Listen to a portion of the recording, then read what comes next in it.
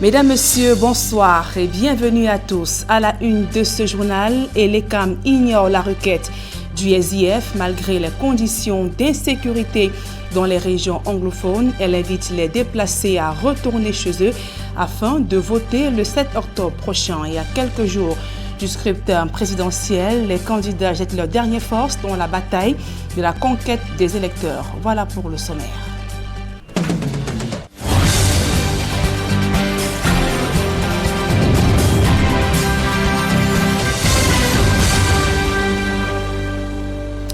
Mesdames, Messieurs, une fois encore, bonsoir et merci d'honorer ce rendez-vous de l'information sur Equinox Télévision. Je vous le disais en titre, Elections Cameroun invite les déplacés de la crise anglophone à retourner chez eux. Et le président du conseil électoral précise que des mesures de sécurité sont prises pour que les élections se déroulent dans tous les arrondissements des régions du nord-ouest et du sud-ouest Cameroun à 4 jours du scrutin présidentiel. Et l'ECAM affirme avoir tout pratiquement bouclé les préparatifs. On fait le point dans ce reportage de Joël Essenguet et de Aïe Cyril. À quelques jours de la présidentielle du 7 octobre 2018, Elections Cameroun se dit prêt. L'organe en charge du processus électoral a pratiquement bouclé les préparatifs en ce qui concerne notamment l'acheminement du matériel électoral. En ce moment, tout le matériel est dans les régions et dans les arrondissements. Nous sommes pratiquement à 95%. Nous avons ces petits défis dans certains endroits où la pluviométrie et les problèmes de sécurité nous imposent de porter le matériel. L'élection de Cameroun est prête sur toute la ligne et nous n'attendons que le jour J. Sur le vote des déplacés internes et externes, en raison de la crise anglophone, les bureaux de vote dans le nord-ouest et le sud-ouest ont été regroupés en centres de vote. Et l'ECAM invite chaque déplacé à retourner dans sa zone de résidence initiale afin de retrouver le centre de vote dans lequel il a été affecté. Nous avons demandé à ceux qui sont déplacés de faire des transferts des votants dans les différentes zones où ils sont installés. Ça a été fait. Pour ceux qui n'ont pas respecté, parce que le registre doit être fermé, pour ceux qui n'ont pas eu à le faire, nous avons conseillé les différents états-majors de les transporter par des voies de route pour les amener dans les différentes zones. Donc vous allez retrouver que beaucoup de déplacés sont en train de rentrer chez eux pour pouvoir s'engager au processus. Sur le plan sécuritaire, Elections Cameroun affirme également que toutes les mesures sont prises afin que le vote se déroule partout, y compris dans le nord-ouest et le sud-ouest. Il y aura effectivement la protection des hommes et des biens, le matériel électoral. Il y a une sécurisation de toutes les zones où les bureaux de vote. Il y aura élection dans les régions du nord-ouest et du sud-ouest, dans tous les arrondissements de la région du nord, des régions du nord-ouest et du sud-ouest, et pratiquement dans tout le pays. Les mesures sécuritaires ont été prises. Alors que l'on aborde la dernière ligne droite avant la présidentielle du 7 octobre 2018, et l'ECAM ne cache pas son assurance. La session de plein droit du Conseil électoral tenue à Yaoundé visait tout simplement à régler les derniers détails, dit-on à Elections Cameroun. Écho de campagne à présent, Maurice Kamto fait foule à Bafoussam dans la région de l'Ouest Cameroun. Le président national du MRC, candidat à l'élection présidentielle du 7 octobre prochain, a été accueilli en grande pompe hier mardi. Il a tenu un meeting à l'esplanade de la fête de Bafoussam en présence de nombreux sympathisants ainsi que militants du MRC. Ambiance de meeting dans ce reportage de Jean-Paul Chouniat. Une place des fêtes tout noir de monde. Depuis les premières heures de l'après-midi jusqu'à la nuit tombée, militants, militantes et sympathisants du MRC et habitants de Bafoussam, venez écouter le message pour la renaissance du Cameroun. Comme vous avez dit que par votre force, par votre souffle, par la puissance qu'il y a en vous, vous voulez me porter à la tête de notre pays, la première chose que je voudrais que vous reteniez, c'est que nous déciderons que pendant 1 mois, nous allons faire la propreté dans tout le Cameroun. Nous allons nettoyer le pays. Devant une foule mourant de soif de changement, Maurice Kamto présente son projet de société. Plan de résorption du chômage, réforme politique, institutionnelle et socio-économique pour une véritable relance du Cameroun, locomotive de la sous-région Afrique centrale. Est-ce que l'avenir de la jeunesse camerounaise, ce sont les bensikines? Est-ce que l'avenir de la jeunesse camerounaise, ce sont les callbox? Est-ce que l'avenir de la jeunesse camerounaise, c'est le port Brézé? J'ai dit, président de la République, je vais m'assurer que chaque jeune Camerounais reçoive une formation. Avec à ses côtés tous ses alliés et soutiens, Christian Penda Ekoka, Paul-Éric Kingé, Valsero, le président du mouvement pour la renaissance du Cameroun, Maurice Kamto, demande à ses militants et tous les électeurs de lui permettre à travers leur vote de marquer le pénalty qui va changer le cours de l'histoire politique du Cameroun au soir du 7 octobre 2018.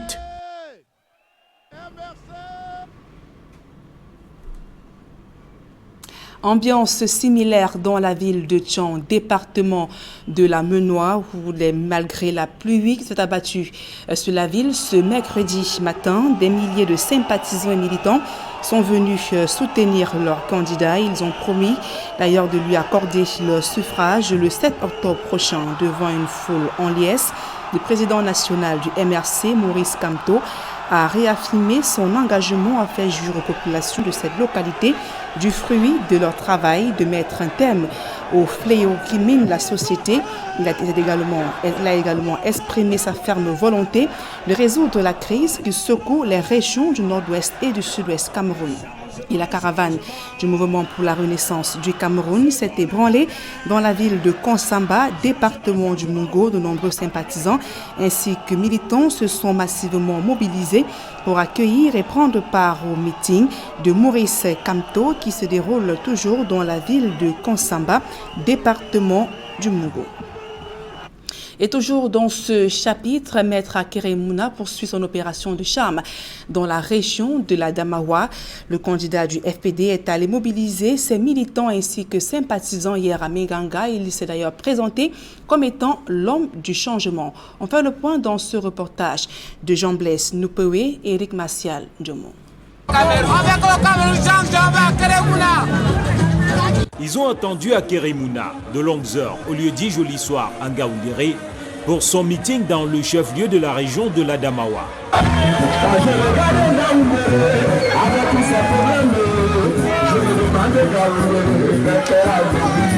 Cette foule, essentiellement constituée de jeunes, a tout d'abord communié avec l'artiste Simon Longuet qui accompagne le candidat du FPD et qui promet la sortie d'une chanson le 7 octobre à 6 h avec pour message phare la nécessité de retraite de Paul Biya. Devant ces nombreux jeunes, Akeremouna a invité les populations de l'Adamawa à se rendre massivement aux urnes dimanche matin et à suivre le déroulement de ces élections jusqu'au dépouillement et la signature des procès-verbaux. Il a rappelé la place prépondérante qu'occupe la ville de Ngaoundéré dans sa stratégie, Ngaoundéré étant présenté comme son fief politique. Il a tout aussi présenté l'engouement et la mobilisation des jeunes comme la manifestation visible de la volonté collective de changement. Que les Camerounais restent sereins. S'il y a quelqu'un qui doit paniquer, c'est le gouvernement. Parce que leurs jours sont vraiment alors comptés. Une mobilisation que les équipes d'Akeremouna souhaitent voir productive au soir du 7 octobre. Et c'est toujours le mystère autour de Ndamjoya. À quelques jours de la clôture de la campagne électorale, le candidat de l'UDC est toujours invisible, mais les cadres de son parti se mobilisent sur le terrain à Fumban. Il rassure d'ailleurs qu'Adamo Ndamjoya s'adressera à ses électeurs dans les tout prochains jours. Le reportage de Mama Soufone et de Flavien Valondongo.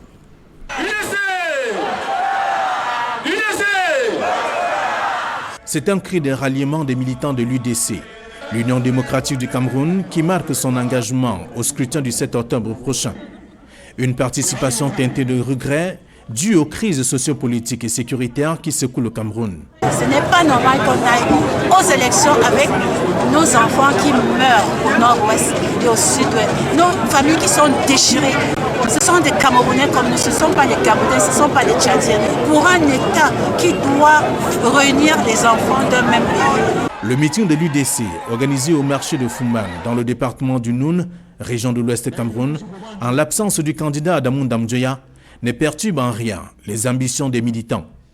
Pour ces derniers, le dirigeant de cette formation politique n'a plus rien à démontrer, après 5 ans de participation non fructueuse à une élection présidentielle au Cameroun. Après 2004, il y a eu les élections de 2011. Il est à sa 5e participation, il n'a rien à prouver au Camerounais. Il a un programme d'action qui est valable.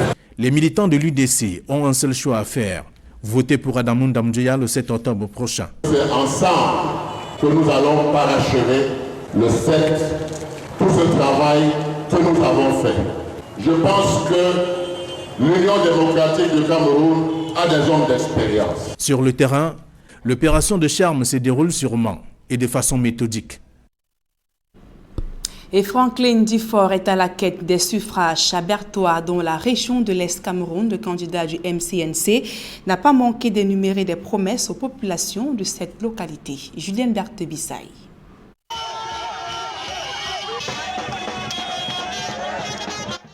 Une foule en liesse pour accueillir Franklin Difort à Bertoua, dans la région de l'Est. Devant militants et sympathisants, le candidat du mouvement national des citoyens camerounais a réitéré sa volonté de changer les conditions de vie des Camerounais si jamais il est élu au soir du 7 octobre. Celui qui se présente désormais comme étant la solution aux problèmes des Camerounais poursuit ici son opération de charme auprès du sous-préfet de Bertoua sous un air patriotique. Une visite qui s'est soldée par un moment de convivialité.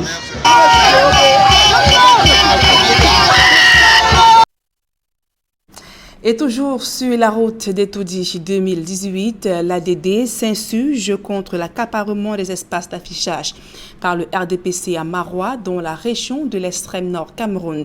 Le parti de Gagaman Adi a donc sillonné les quartiers de Bongoré ainsi que de Kakatari. Amato Daïro et Julingue Nyondé. Les militants de l'Alliance pour la démocratie et le développement ADD, sous-section Bongoré et Kakatari à Maroua, accusent le Rassemblement démocratique du peuple camerounais, RDPC, d'avoir violé la loi en confisquant tous les panneaux d'affichage. Selon eux, depuis le lancement de la campagne électorale, les affichages des 8 autres candidats sont presque invisibles. Bien plus, seules quelques rares photos à dimension réduite de leur candidat, Garga Manadi, sont aperçues dans la ville. C'est anormal, parce qu'il y a la loi électorale qui dit que, c'est-à-dire les partis, tous les partis politiques doivent afficher leur effigie, c'est-à-dire de leur candidat. Et que les municipalités doivent, c'est-à-dire mettre les panneaux dans toute la ville pour tous les partis politiques, sans exception, pour que chaque parti politique affiche, c'est-à-dire les effigies, c'est-à-dire de son candidat. Mais tel n'est pas été, c'est-à-dire le cas. Ici, dans la ville de Maroua, les panneaux, c'est-à-dire sont fabriqués et plantés rien que pour le parti au pouvoir. En riposte, l'ADD a choisi l'option porte-à-porte, mais également, à défaut des grands panneaux occupés par le parti au pouvoir, les partisans de Gaga Manadi ont collé les effigies de leur président sur les arbres, mototaxis entre autres. Incriminés, les militants du Parti de la Flamme se défendent. Ils affirment que l'opposition aurait dû descendre sur le terrain dès le lancement de la campagne. On nous accuse d'avoir envahi la ville de Maroua. Nous avons lancé la campagne électorale le 22 septembre 2018. Immédiatement, les militants et militantes sont passés à l'action pour coller les affiches. Il y a de l'espace marois grand. Maroua, c'est la ville et du renouveau. Un parti d'opposition ne peut pas dire qu'il manque un espace pour mettre les affiches. Je ne vois pas là où il y a le bas blesse. À mon humble avis, il y en a toujours d'espace. Il y a la cohabitation ensemble. Chacun est libre de choisir son candidat et d'afficher là où il veut, là où la loi l'autorise. Le problème de l'occupation de l'espace médiatique pendant la période de campagne électorale pour la présidentielle du 7 octobre prochain continue de défrayer la chronique. Et la caravane de Joshua aussi est dans la ville d'Edéa et le candidat du SDF promet de travailler à améliorer les conditions de vie des populations. Et pendant que Joshua aussi et son équipe préparent le grand meeting de clôture prévu ce samedi à Douala au parcours Vita, des militants du Parti de la Balance mènent une campagne de proximité à Loum pour convaincre les habitants à voter pour leur candidat. Jacquino Molon, Sylvestre Zangao. Les militants du SDF ratissent la ville de Loum pour porter le message de leur candidat à l'élection présidentielle. Ils rencontrent les habitants des différents quartiers pour les convaincre de voter pour Joshua aussi, le 7 octobre. Le SDF à Loum distribue les affiches de campagne avec quelques lignes du programme de son candidat. Les militants du Parti de la Balance n'hésitent même pas à conquérir les militants d'autres partis politiques. L'agriculture est subventionnée. Tu comprends, hein? Le cash, on a beaucoup de projets. Les débuts de boissons, les marchés, tous les lieux susceptibles d'abriter des électeurs sont parcourus.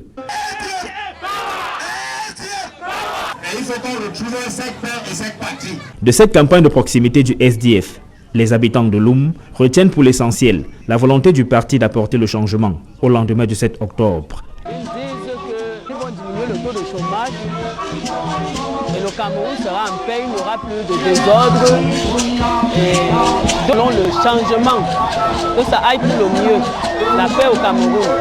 La guerre qu'il y a au pays, là, que ça s'arrête aussi et que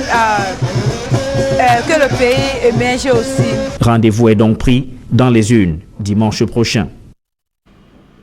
Et la caravane de Cabral Libi se déploie dans zone rurale dans les localités d'Efoulan, de Vienne ainsi que de Biwambani. Le candidat du parti Univers a également parcouru la ville de Kribi, région du sud Cameroun, au cours d'un meeting très couru dans la cité balnéaire. Cabral Libi a rappelé la nécessité de s'engager pour libérer les énergies afin de changer le Cameroun. Et à 3 jours de la clôture de la campagne électorale, les militants du RDPC renforcent leur stratégie de campagne auprès des électeurs à Bamenda, dans la région du nord-ouest Cameroun. Jean-Claude Kuete, secrétaire général du comité central, et quelques cadres du parti au pouvoir sont allés rassurer les populations tout en les invitant à voter pour leur candidat Paul Biya. Stella Mbouf, Gladys Sidi. Jean Kuete est allé s'enquérir de l'évolution de la campagne électorale dans la région du nord-ouest. Accueilli à Bamenda par les militants et sympathisants du RDPC, parmi eux le sommier politique du parti dans la région, Philémon Yang. Le secrétaire général du RDPC a surtout voulu galvaniser les troupes et donner les garanties quant à la tenue de l'élection présidentielle le 7 octobre à Bamenda, malgré les menaces des sécessionnistes. Les militants, eux, comptent maintenir le cap jusqu'à dimanche, jour d'élection. Les militants du RDPC du Nord-Ouest ont prouvé qu'ils sont des vrais militants, quelle que soit la difficulté. Les militants de la Maison ont prouvé qu'ils sont des vrais militants du RDPC, quelle que soit la difficulté. Les menaces, les intimidations ne les ont pas dissuadés.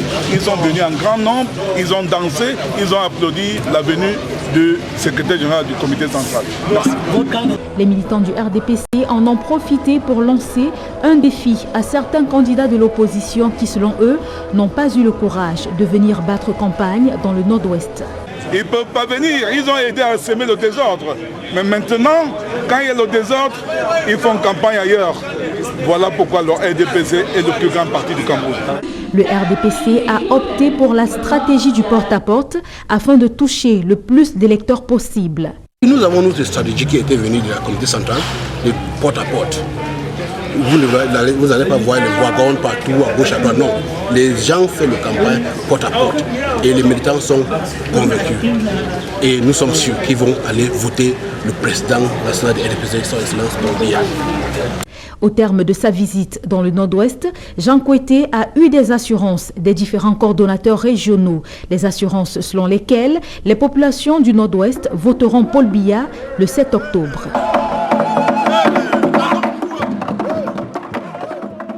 Et du côté de Boya, dans la région du sud-ouest Cameroun, les militants du Rassemblement démocratique du peuple camerounais ont battu campagne ce mercredi pour le candidat Paul Biya. C'était au cours d'un meeting tenu au Bongo Square.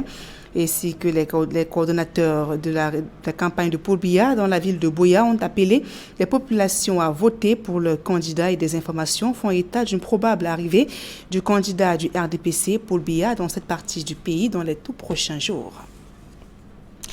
Dans le reste de l'actualité, on parle à présent de la lutte contre la corruption au sein de la gendarmerie nationale. Un numéro vert est mis à la disposition des usagers pour dénoncer toute forme de prévarication des biens ou d'abus par un gendarme. Mis en service depuis quelques mois, le 1501 a été présenté à Yaoundé. Joël Estengue à Cyril. Des hommes en tenue qui sensibilisent à Yaoundé. Il s'agit des gendarmes engagés dans la lutte contre la corruption dans leur propre corps de métier, la gendarmerie nationale. À chaque fois que nous avons l'occasion d'aller sur le terrain, nous avons des causeries morales avec les hommes. Nous leur demandons d'abandonner les pratiques qui n'honorent pas la gendarmerie nationale. Et je puis vous dire que la grande majorité des gendarmes est tout à fait satisfaite par l'entrée en service de ce service-là, puisqu'il apparaît que c'est comme un garde-fou pour eux. Donc, à la seule évocation du 1501, certains comportements déviants se réajustent. Un numéro vert est mis à la disposition des usagers pour dénoncer tout acte de corruption ou de prévarication commis par un gendarme, le 1501. Allô? Oui, allô, bonjour. Vous êtes au 1501, à celui de la lutte contre la corruption, c'est la gendarmerie nationale. Les appels sont reçus au centre d'écoute du poste de commandement opérationnel de la gendarmerie nationale. Après vérification, l'accusation est portée à l'attention de la hiérarchie pour d'éventuelles sanctions. Nous pouvons être joints à travers tous les opérateurs de téléphonie qui exercent au Cameroun. Et nous avons ici une permanence qui fonctionne 24 heures sur 24 et 7 jours sur 7. Donc à tout moment de la journée, de la nuit, vous appelez le 1501. Quelqu'un, un opérateur, va vous répondre et va prendre en charge votre récrimination, dénonciation. Depuis le lancement de l'opération, il y a quelques mois, plus de 100 dénonciations ont d'ores et déjà été enregistrées au poste de commandement opérationnel de la gendarmerie nationale. L'objectif est d'atteindre le cap de 0 corruption, 0 abus et 0 harcèlement pour une gendarmerie de proximité. On parle de toute autre chose à présent. La présidente mondiale du Lions Club International est au Cameroun depuis hier pour des missions humanitaires. Dans le domaine de la santé, elle a été accueillie à l'aéroport international de Douala par la région 21 du Lions Club International. Reportage Jean-Paul Souniat. À l'aéroport international de Douala, un cérémonial symbolique autour d'un dispositif spécial des membres de la région 21 du Lions Club International. Tous venus accueillir leur présidente mondiale en provenance d'Islande, un pays de l'Europe du Nord. Sa première réaction à sa descente d'avion, elle formule des vœux de bonheur et de prospérité pour le Cameroun et l'Afrique. Enjoy the time, see the projects, meet the members and the leaders, encourage the people, give them some information, listen to their questions and comments. So it will be to move Africa forward, to move Cameroon forward. Nous avons reçu notre présidente internationale et nous sommes très ravis de l'avoir parmi nous. Entre autres raisons de sa présence au Cameroun, les causes humanitaires dans le secteur de la santé, maladie des yeux, diabète, cancer infantile, pour ne citer que celle-là. Elle vient pour deux choses. La première chose, c'est de visiter le club du Cameroun. La deuxième chose, de voir l'état des besoins qui se présentent et voir dans quelle mesure est-ce qu'elle peut concourir, n'est-ce pas, à la satisfaction de ses besoins. Donc, c'est servir les nécessités, les problèmes de la vue, les problèmes de diabète, les problèmes de cancer infantile, les problèmes de l'environnement. C'est autant de domaines sur lesquels le Lions Club International s'est appesanti durant ces dernières années et qu'on continue davantage. Une fois l'accueil et la réception terminés à l'aéroport international de Douala, toute la délégation du Lions Club International a mis le cap sur Yaoundé, où elle déroule ses activités en ce moment. À présent, des publics reportages. L'ambassadeur de France au Cameroun était en visite d'encouragement à Konkeni, dans le département du Nion-et-Kélé, région du centre. Gilles Thibault est allé apporter son soutien au top management du CICC qui travaille avec des experts chocolatiers français à la production d'un cacao d'excellence. Reportage. C'est à Akomniada, près de Mbalmayo dans le Nion-et-So, que la délégation des chocolatiers et confiseurs de France a entamé sa visite de travail. Ici se déploie une coopérative qui compte 62 cacaoculteurs, dont une quinzaine de filles déterminées plus que jamais à percer dans la filière et à devenir de véritables entrepreneurs agricoles. Quand j'étais à Yaoundé, je suis venue qui avait un projet de New Generation et ma pauvre mère qui a 76 ans, elle m'a dit voilà ma fille, est-ce que tu peux accepter d'entrer dans ce programme? J'ai accepté volontairement et j'ai vu mes grands frères, ils m'ont donné une parcelle de 3 hectares. New Generation nous a tout donné gratuitement. Bon, j'ai commencé en 2015, bon, c'était juste tout petit comme ça. Et maintenant, c'est déjà grand. Je suis tellement fière chaque fois que je passe pour aller au carrefour. Quand je regarde le champ, je me pose la question si c'est franchement mon champ. Une visite des plantations permet aux chocolatiers français de toucher du doigt les réalisations du programme New Generation, impulsé par le Conseil interprofessionnel du cacao et du café. Il n'y a pas de doute. Ici à Akomniada, la relève est assurée par une jeunesse qui est consciente des enjeux. Très attendue, la construction du centre d'excellence de traitement post-récolte du cacao. Le terrain dédié à ce projet a d'ailleurs été présenté aux partenaires français. C'est quasiment le même engouement qui anime les jeunes du programme New Generation de la société coopérative des producteurs de cacao du Nion-et-Kélé. C'est à Boumniebel que les 122 membres de cette coopérative ont échangé avec la délégation française. Jeune productrice que je suis, ça me donne une fierté. Nous savons que demain ou après-demain, nous serons les entrepreneurs pour faire le cacao de bonne qualité pour livrer aux chocolatiers. Et nous-mêmes d'être nous-mêmes les chocolatiers. Cette coopérative a la chance d'avoir été dotée de 2 centres d'excellence de traitement post-récolte du cacao. Un à Simaniaï et l'autre à Mintaba. Les chocolatiers sont très exigeants et nous demandons donc aux jeunes et aux autres producteurs de se mettre au respect des protocoles de qualité de manière à garantir à ces chocolatiers la permanence de la fourniture de ce cacao de qualité. Nous disons merci au CICC qui a bien voulu nous mettre en contact avec ces chocolatiers. Et maintenant, dans notre cas, la délégation des chocolatiers et confiseurs de France tient le même discours, celui de la nécessité de persévérer dans la production d'un cacao d'excellence, tant demandé sur le marché international. Ça fait 30 ans que je suis dans le chocolat. Je voyage à peu près 6 à 7 fois par an dans des pays producteurs et je le paye beaucoup plus cher que le cours du cacao. Parce que ce qui est rare est cher, ce qui est rare est bon. Et donc, c'est ce qu'il faut faire ici au Cameroun, en faisant un cacao de qualité pour qu'on fasse le meilleur chocolat au monde. Avec une production estimée à 5 tonnes à Akomniada et une quinzaine dans le Nion-et-Kélé, il y a de quoi se réjouir. Surtout que les 2 coopératives New Generation promettent une extension des superficies cultivées et un doublement annuel de la production. Que d'heureuses perspectives. Et la Société camerounaise de cardiologie a organisé une marche sportive au thème des 6e journées du cœur. Dans la capitale économique du Cameroun, le gouverneur de la région du littoral, Samuel Dieudonné Ivaradibois, a pris part à cette marche aux côtés des cardiologues et même des populations. Reportage. Mon cœur, ton cœur. C'est le thème qui a conduit les 6e journées du cœur de la Société camerounaise de cardiologie. L'apothéose a été une marche sportive dénommée les 10 km du cœur. Le top départ a été donné au parcours Vita de Douala en présence du gouverneur du littoral. Médecins, partenaires, femmes et enfants, la mobilisation était grande. Tout le monde était décidé à participer aux 10 km du cœur.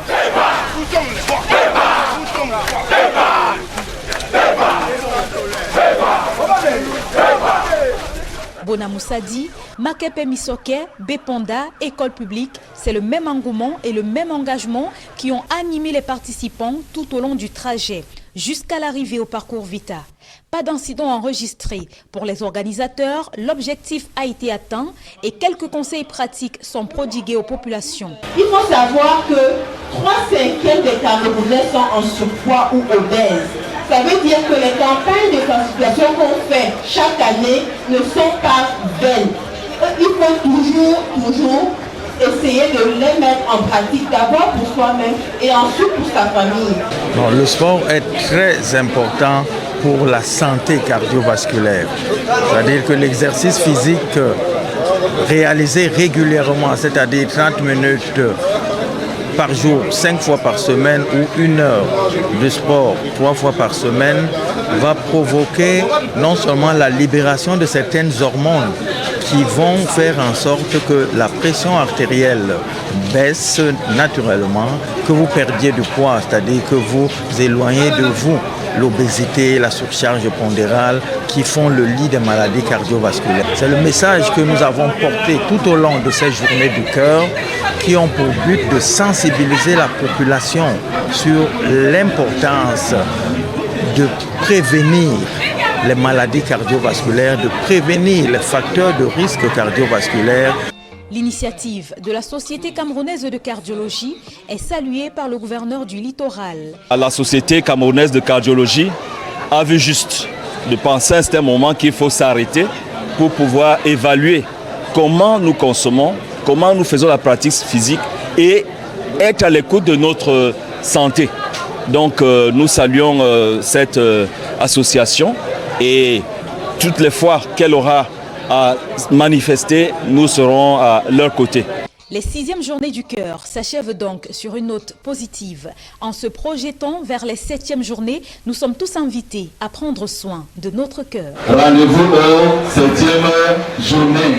N'aimez pas ce que votre cœur... Voilà. Mesdames, Messieurs, c'est la fin de ce journal. Merci pour votre aimable attention. Passez d'agréables moments en compagnie de nos programmes.